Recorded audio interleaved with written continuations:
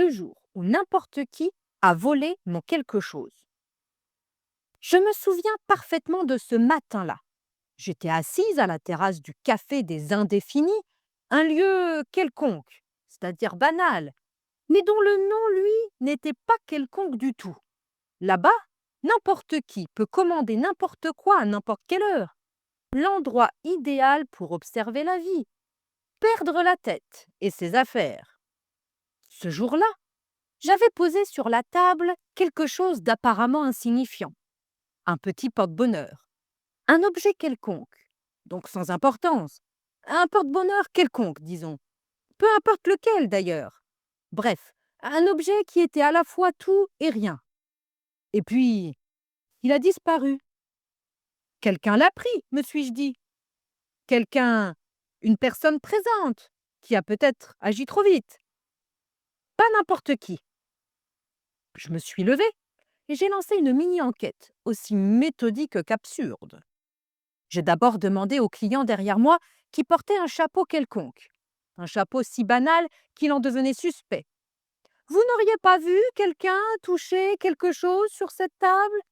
Moi? Léon, personne n'a rien vu ici, me répondit-il.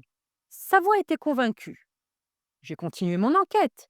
Une femme lisant un journal quelconque se trouvait là. Excusez-moi, quelqu'un aurait-il pu s'approcher de ma table? Elle a relevé la tête. Quiconque oublie ses affaires les perd, c'est la règle du café. Ce quiconque, solennel, presque administratif, a résonné comme un paragraphe de loi. Je suis ensuite passée au serveur.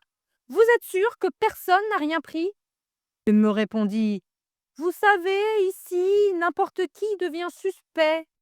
Tout le monde est suspect. Il rit. Moi. Puis, je suis tombée sur un type qui déclara fièrement. C'est moi, n'importe qui. Je restais interdite. Comment ça, n'importe qui? Ben oui, je suis n'importe qui, je fais n'importe quoi, n'importe quand, c'est ma nature. Il n'avait rien volé, mais il incarnait parfaitement la grammaire. J'interrogeai ensuite une adolescente. Dis-moi, tu n'aurais pas aperçu un objet quelconque? Elle répondit. Lequel? J'insistais, n'importe lequel, tant qu'il est quelconque. Ici, même quand on voit quelque chose, on est sûr de rien. Parfois on voit tout, parfois on ne voit rien, ça dépend, me dit-elle. Philosophe. Trop philosophe pour un simple porte-bonheur. Fatiguée, je retournai à ma table faire un bilan. Alors, n'importe qui aurait pu prendre cet objet quelconque, tellement quelconque que n'importe lequel aurait pu faire l'affaire. Et cette idée que tout le monde pouvait être coupable avait quelque chose de terrifiant, de libérateur.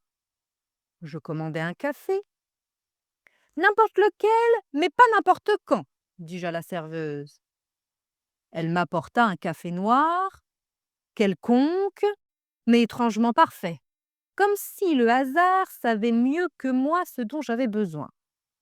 C'est en portant la tasse à mes lèvres que je sentis quelque chose dans ma poche. Je glissai la main, mon porte-bonheur.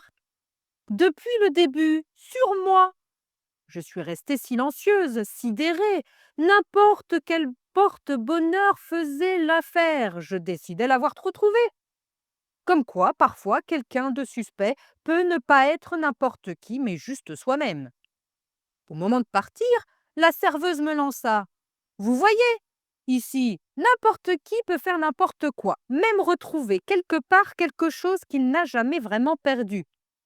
La clochette de la porte sonna alors un tintement délicatement ironique.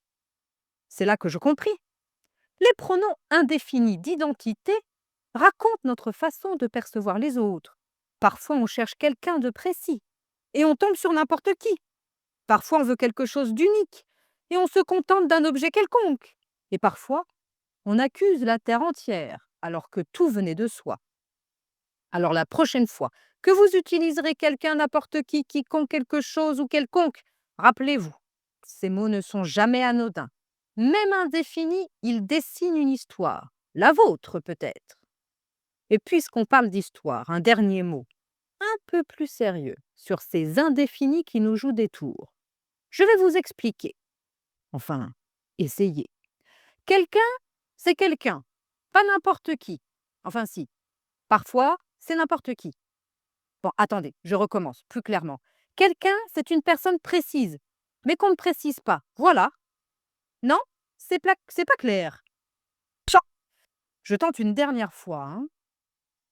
Quelqu'un, quelque chose, quelque part désigne une personne, une chose ou un lieu sans précision, non identifié. On ne sait pas qui, quoi, où, mais on sait que ça existe.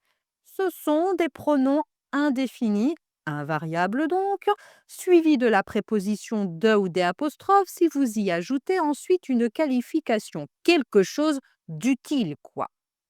N'importe qui, quoi, où, ouvre la porte à tout, peu importe qui, quoi, où. C'est le chantier des possibles, souvent avec une nuance de jugement, positive ou négative selon le contexte. Autres pronoms indéfinis de ce genre, n'importe quand, n'importe comment.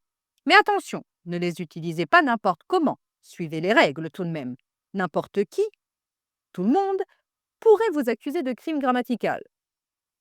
Quiconque est plus solennel, il signifie toute personne qui, avec une coloration administrative ou littéraire, mais aussi aucune personne. On ne peut pas faire un pronom indéfini aussi caméléon. C'est pour cela que nous n'avons autorisé quiconque à l'utiliser, sauf quiconque se déclarant expert. Quelconque, après le nom, signifie banal, sans valeur, sans précision. Avant le nom, il signifie peu importe lequel. Concluez que ce n'est pas un adjectif invariable quelconque. Tiens, parlons-en de l'adjectif indéfini n'importe quel, suivi d'un nom qui importe peu, à ne pas confondre avec le pronom n'importe lequel et ses variantes genrées et nombreuses, qui n'apparaît que si la chose ou la personne a déjà été mentionnée. Donc, pas n'importe quand. Pour des indéfinis, je les trouve bien définis, moi, par des règles par exemple, et déterminés à nuancer vos propos.